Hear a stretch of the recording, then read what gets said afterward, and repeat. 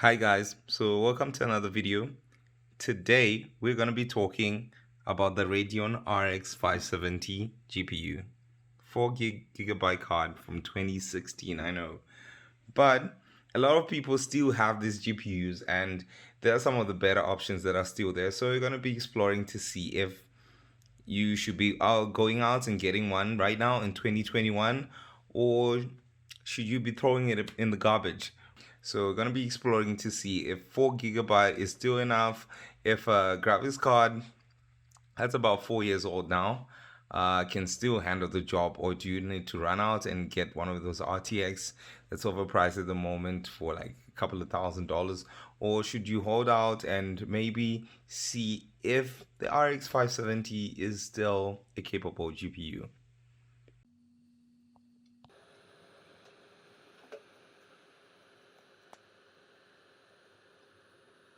The particular card that we have today and we're going to be using for testing and stuff is the Sapphire Nitro RX 570 4 gigabyte.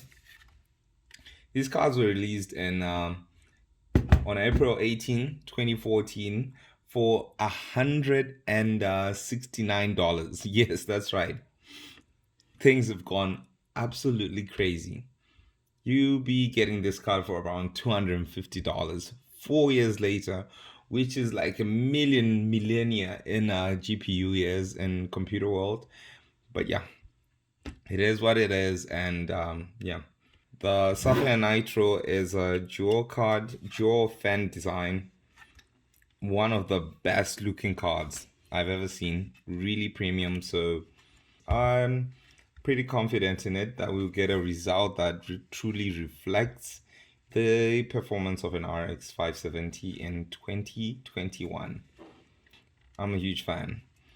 So, won't talk too much about it. I'm not reviewing the card. What we aim to do is to see if this card and this, not this particular card, but if the RX 570 can still run games at decent frame rates and play all your games, decently. I've set it up on a test bench and my god, it looks so beautiful. Just taken away. With a Core i5 10500, 16 gigs of RAM, 512 SSD. I'm gonna run a couple of benchmarks and see how it runs. We're gonna start the benchmarks with Red Dead Redemption 2, one of my favorite games, running on a high preset. It's using about 3.8 gigs of VRAM for the game. So we're gonna head it on in.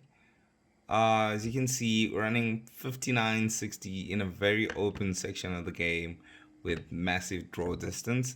In this game, it doesn't have to be absolutely 60 FPS all the time, but Red Dead Redemption sort of like goes from 55 right now it's 54, which I would say is a really good result. This is one of the truly next gen games with really incredible graphics, and I could say it runs pretty nicely. 50, 55, 50 FPS. Lowest I've seen is like 47, and wow. Would say this absolutely runs fine. This is a great result for the RX 570. This is the Witcher 3, an older game, running at 1080p ultra settings. We're getting 56, 57 frames per second. With what I'm seeing with this card, if you just tune up the graphics a little bit, optimize it, you can get it running in 60 FPS in most of the games. So right now the game is running at about 50 FPS, 50, 51 with Geralt near the city. I'll really say this is a favorable result, and I'll take it. Um, in some sections, most of the time, it hits about 60 and stays there, 55, 52 frames per second. Kind of impressed.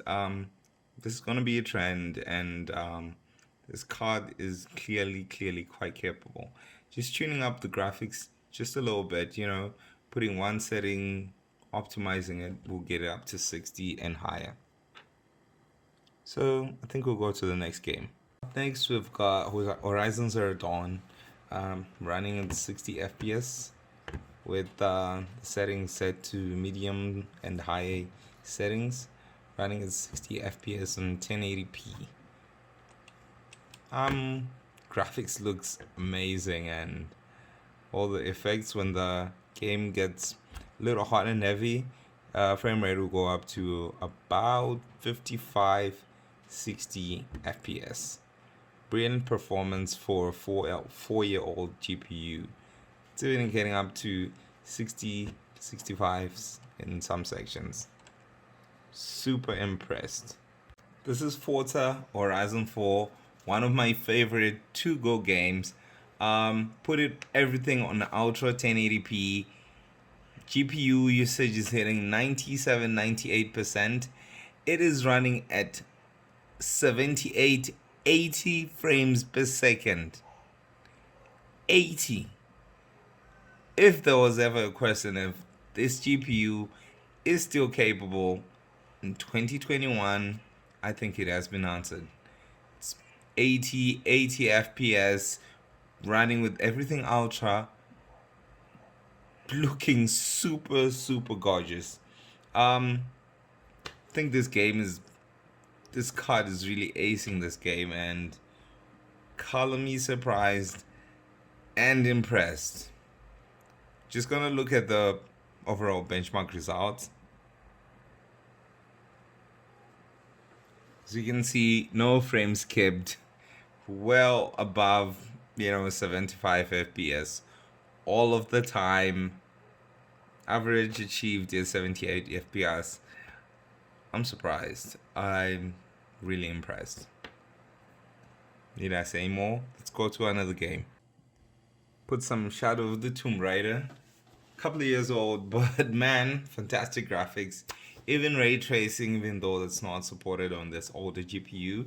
It's running at high settings, 1080p, getting 60 FPS, 63, well above 60, and running uber smooth. I don't know, maybe I might test a couple of more games, but this seems to be going along swimmingly. It's 54, 55. Brilliant results.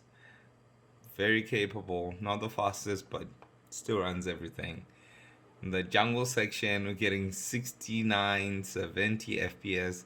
So yeah, a low of about 55 and highs in the 60s. I could live with that on high settings. And of course, we can't forget Apex Legends. Playing Apex Legends, everything set to high on 1080p. It's a clear 60 FPS. Gonna get a couple of kills in this, but overall, I would have to say in conclusion, this graphics card is still a really good option if you're gonna be playing games. I know it isn't getting like the newest features, ray tracing and stuff, but it does play everything. Super smooth, 60 FPS, all the modern titles. And as for the, esports titles, it's gonna play just fine. CSGO, woo, got a kill.